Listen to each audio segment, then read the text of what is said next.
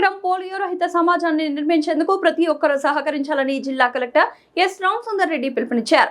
జిల్లాలో ఏర్పాటు చేసిన 1180 పోలింగ్ బూత్లలో పల్స్ పోలియో కార్యక్రమం ఆదివారం ఘనంగా ప్రారంభమైంది. పట్టణంలోని కానపాక యూత్ హాస్టల్ వద్ద ఏర్పాటు చేసిన పోలియో బూత్ లో జిల్లా కలెక్టర్ ఎస్ రామసుందర్ రెడ్డి చిన్నారులకు పోలియో చుక్కలు వేసి ఈ కార్యక్రమాన్ని లాంఛనంగా ప్రారంభించారు.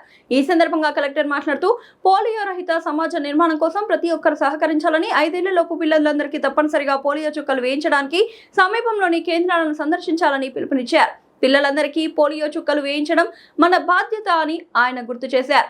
ఈ కార్యక్రమంలో జిల్లా వైద్య ఆరోగ్య శాఖ అధికారిని doctor S Jeevanarani, DIO doctor A Achyuta Kumari, DSO doctor Vamshakrishna, municipal health officer doctor K Samamurthy, స్థానిక వైద్యాధికారిని డాక్టర్ తేజస్విని తదితరులు పాల్గొన్నారు.